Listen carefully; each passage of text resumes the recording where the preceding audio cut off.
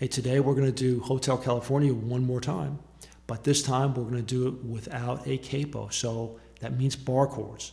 So there's a bar chord for B minor, there's a bar chord for F sharp 7, and sometimes I sneak in a bar chord for the G chord. So coming up, here we go.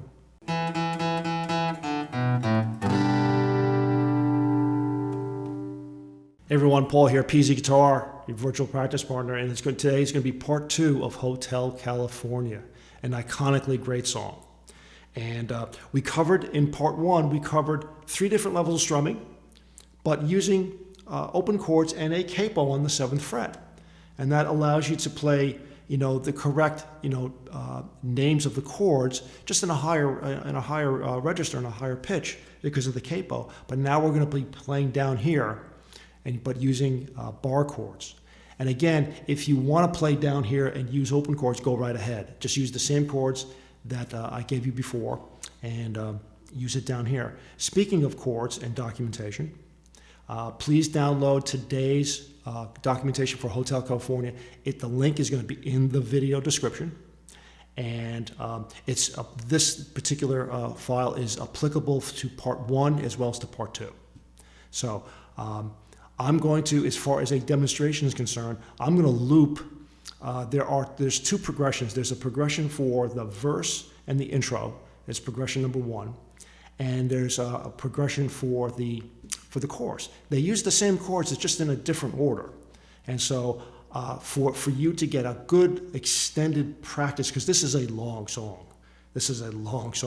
I'm going to loop those 2 sequences. It's going to be the intro is that sequence is done twice for the intro, and then verse 1, verse 2, and then we go into a chorus, and then we do a verse and a verse and a chorus, and then I think if I remember we do maybe a verse and a verse and maybe 5 or 6 choruses to round out, or until your fingers bleed. And so let's go over the chords. The chords are going to be on the screen, but I'm also going to demonstrate them right here. We start off with a B minor bar chord. And then the next chord it lives on the same fret. It's an F sharp 7th. And then we go to an open A chord.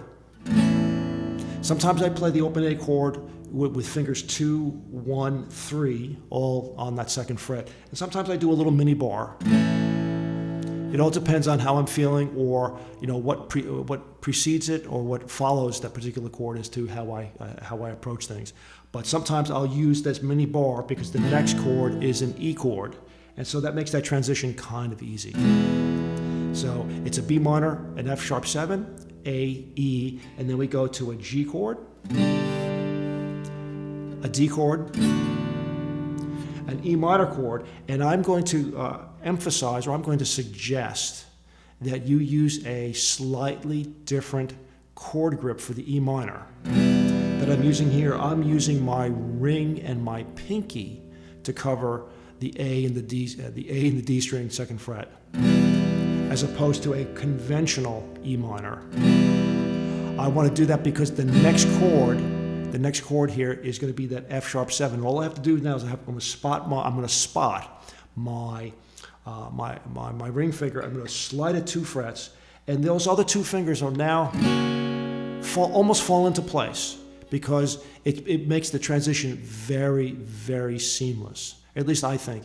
If you want to use a conventional E minor and then do that's perfectly fine. You want to use fingers 1 and 2, and then however you want to use your chord grips, use what's most expedient for you, but practice them all, because different situations we have different requirements. So in the chorus is a G chord, but I suggest, or at least what I find to be useful for me, is coming out of the verse, you have that F sharp 7, which is a bar chord on the 2nd fret. And so if I now slide and now add 2 more fingers, I can have a G bar chord. It makes that transition from here to be simple, as opposed to and then going to the G chord. Again, I prefer using the bar chord for that first G chord that's part of the chorus. So after that G chord, we go to a D chord, then we go back to our F sharp 7, and then back to B minor, and then back to a G chord, and most times I do use an open G chord, a D, and then again I use that E minor using the ring and the pinky, fingers 3 and 4, because the next chord coming out of the chorus is going to be that F sharp 7th. And then go back into that intro / verse sequence. So that's the structure of the song. All that is in the documentation, printed out. I'm going to give like little visual cues as we play, but that's the song here. So I'm going to now loop each sequence to give you a real long extended practice time. And so good luck. Give me some comments, like and subscribe, hit those buttons that everyone seems to ask. I would appreciate it. And leave a comment as to, what is your favorite Eagle song, or how are you doing with the this particular version using the bar chords. Again, remember, you don't have to play bar chords if you don't like them. If you're not good at it, that tells you what you need to practice. If you need to practice bar chords because you're not good at it, then take it slow. I have a number of videos that help suggest on how you can practice your bar chords, as well as a couple of videos that has some real good bar chord songs. Practice it slow.